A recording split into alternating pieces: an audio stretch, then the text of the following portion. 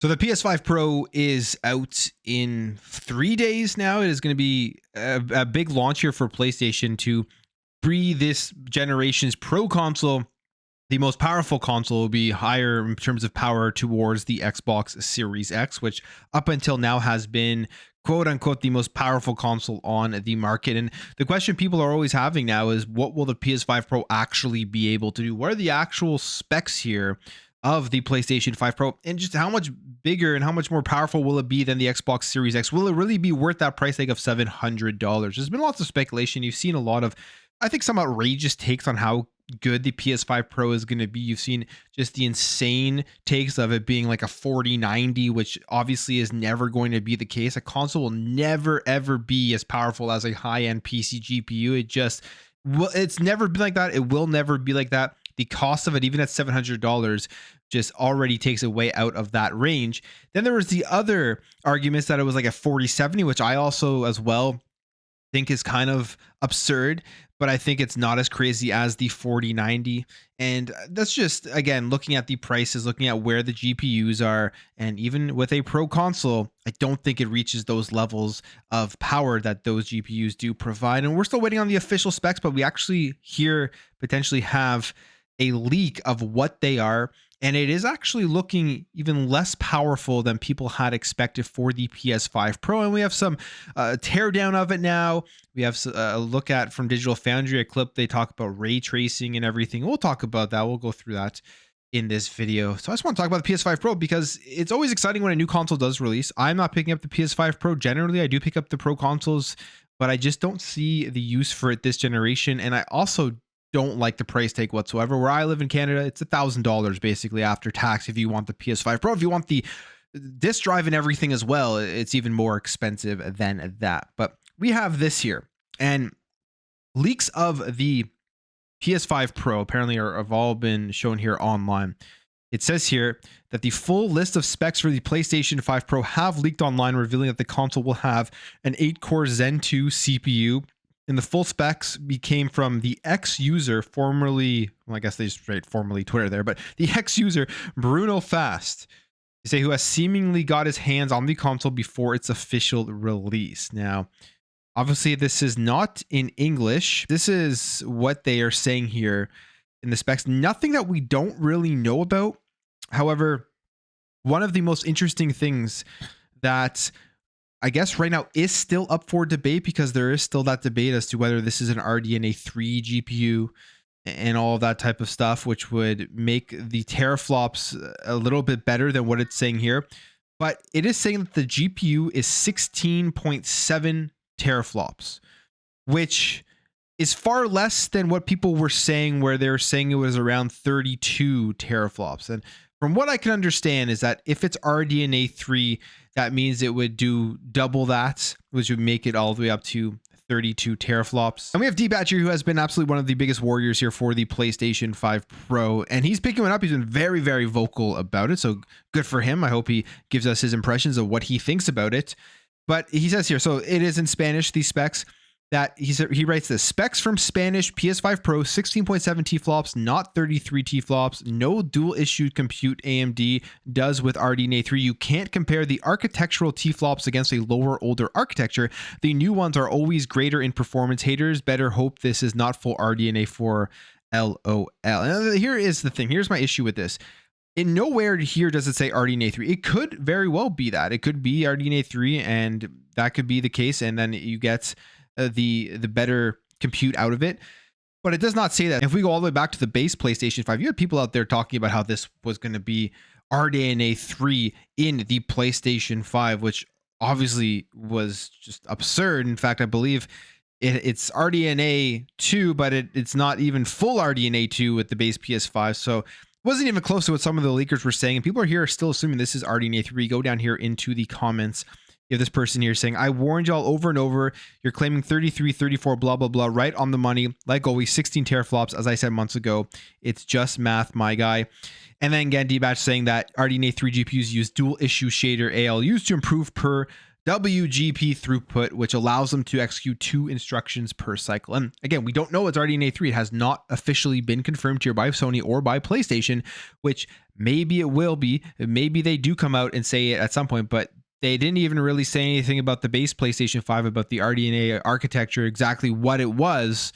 So I doubt they're going to say it here about the PlayStation 5 Pro, and I doubt we are actually going to see that level of performance here with the PS5 Pro when it does come out. In fact, this person, Big TJ Gaming, responds here and says, "Oh yeah, I spelled this out for all of you back in March. It doesn't mean you have 33 teraflops machine versus 10 teraflops and 12 teraflop machine. Sony has now made sure that you understand that, and that is a good thing. It is 16.7 teraflops versus 12 teraflops versus 10 teraflops, which is the base PlayStation 5. And to be fair, it is still more powerful than the Xbox Series X, but is that amount of actual compute power more going to be a big difference when you are playing these games? Is it really going to be worth that extra price tag in this generation, or should you just wait until the next console comes out, or again, they have a bit more money because the $700 price tag is already very high, and just go out there and buy a PC? You have more people down here saying, going to be honest, they scam people with this mid-gen refresh. Most people aren't even going to notice the details, and PlayStation knows it. The next-gen console is going to be the exact same thing, while they refuse to give it the games that people are asking for. And then you see things like this. These are the worst types of comparisons, I find. When people post these screenshots of the comparisons, the consoles above each other, it's like, okay, this is a screenshot that you're looking at online.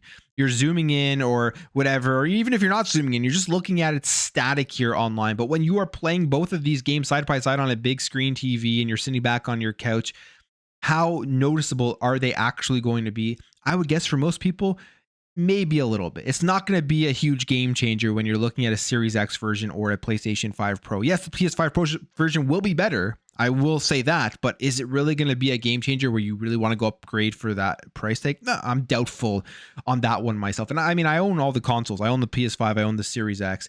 And for a second, I was like, should I trade in my PS5? But it just really did not make any sense to me. And plus, I have a disc drive PS5, so I didn't want to have to go out there and buy a disc drive to attach to it, which was kind of a stupid thing that I think that they did with that. You have Frogboy X1 Gaming here saying, lol, it's just RDNA. Better hope it's not just RDNA 2. This person says RDNA 2 equals RDNA 3 in raster performance, so it does not matter. RX 6800 has 16 teraflops RDNA 2. RX 7700 XT has 35 teraflops RDNA 3, adjusted for the dual issue 17.5 teraflops. So I mean, there's lots of discussion out there, but we will see this in the performance of the games. If you're comparing this to, I guess, a GPU that is 33 teraflops versus the GPU that's 16 teraflops, where does it actually land there? So it is looking like a small incremental upgrade. Will it be worth it? That's up to the person playing it and buying it and all that stuff. I mean, that's all on an individual basis. But you do have this clip here from Digital Foundry. Now, again, this is just a small clip. Go watch the whole video if you want to get the full context of it. But they're specifically talking about ray tracing. And they say it's lower than PC's low RT settings, which to me is kind of a little bit concerning there in terms of the actual power and everything that you're paying for at the price tag that you are paying for. So here is what they say. I'll play. It's just a 17-second clip. They say this.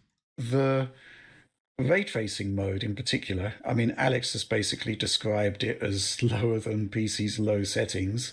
Reaction online has been ray tracing at 30 FPS. This isn't really what I expected with the PlayStation 5 Pro, but it is what it is. So they say there, lower than the PC's low RT settings, 30 FPS, all that stuff. And I think the big thing here with the PlayStation 5 Pro, the reality is what they are selling it for is 60 FPS in quality mode. Probably not going to have great ray tracing either way, just giving them more 60 FPS with slightly higher resolution on the graphics for the AAA games. And I would say for most people, that's probably sufficient enough. If they're picking up the PS5 Pro, they just want that stable 60 frames per second, which is something we've gotten a lot of games at, to be fair. I mean, this generation on the current consoles has been pretty good. I mean, you see people complaining whenever a 30 FPS game drops or whatever, but the reality of the situation is the majority of games we have gotten on the base PS5 and on the Series X have given a performance mode where you've been getting the 60 FPS, or at least up to 60 FPS. Of course, games have to be optimized. They're not perfect, but the reality is this generation has actually delivered on that to, I would say, a decent amount. And you can go and argue and look at the image quality, but it's the performance mode of 60 frames per second, which is what people really do want. So you'll probably just get a more steady performance mode here with slightly higher image quality with the PlayStation 5 Pro. And finally, we do have this here. There was a teardown, the first teardown of it. And there's some interesting things to note here. I would say one of the more interesting things here, if I go to the actual YouTube video, is the heatsink, which is, if you guys remember, this was one of the funniest things that I found as somebody who is, I'm not the biggest techie guy. I don't know everything about this type of stuff, but one thing just from a layman, from a common sense perspective, that when they first showed off the PlayStation 5 teardown and you compared that to the Xbox Series X teardown, common sense would have to say the Xbox Series X, I think they did a much better job at engineering that console with the power you were getting, with the heatsink, with everything, the way that it was built. It just seemed far better than the PlayStation 5. I still think the PS5 is a very big, bulky, ugly console. But one of the things people were going crazy about, thinking it was just like genius engineering, was the heatsink on the base PS5, which is hilarious to see, because now you take a look at the heatsink here on the PS5 Pro, a more powerful console in a smaller body and a much smaller heatsink. Clearly, that heatsink that they did put there on the PS5 was just something that they had to do, not because it was a genius piece of engineering, just to kind of fit it into the case or whatever, and the sizing that they needed to be able to ship it. And you can see the heatsink here is just far smaller, and that's much better engineering, in my opinion, than what people were loving about this ingenious PS5 heatsink thing. I mean, that's just my opinion. I could be wrong on it, but yeah.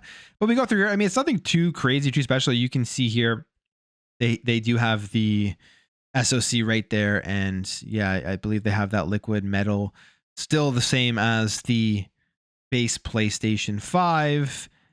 And yeah, it's nothing too exciting. They still have the same blower fan and everything. That's one thing people are talking about here. If you go down here onto Reddit, and people are like hoping that it will be quiet. That will be another question that we all get to see when it does release. Is it quiet comparable to the PS5? PS5 isn't too bad other than when you put in your disc, but is it quieter than that? Because if you remember from the PS4 to the PS4 Pro, I mean, both those consoles were just jet engines and they never really fixed that. So hopefully they do. But overall, that is the PlayStation 5 Pro. And the other thing is the side plates on your PlayStation 5 Slim will not fit on your PS5 Pro, and they announced that after all the pre-orders and everything are out there, even though you could still go ahead and pre-order the console. So I think this is going to be very interesting when this does release on November 7th, when we get the consumers hands-on and we start to see really what this thing is going to be able to do with the latest games that are releasing. So at the end of the day, we'll see if it's worth it. $700, that's up to the consumer. I don't care if people get it for $700, and I hope they enjoy it. But for me right now, from everything we are seeing, it's what I was expecting. It's a small incremental upgrade. You'll get slightly better games. But for the price and for where we are in this generation, with I think the next generation just around the corner, with you can build a PC if you save a bit more money and get better performance, I don't think it is worth it. But I'll end the video there, guys. If you did enjoy this video, hit that thumbs up. If you're new here, hit that subscribe, and I'll catch you guys in the next video.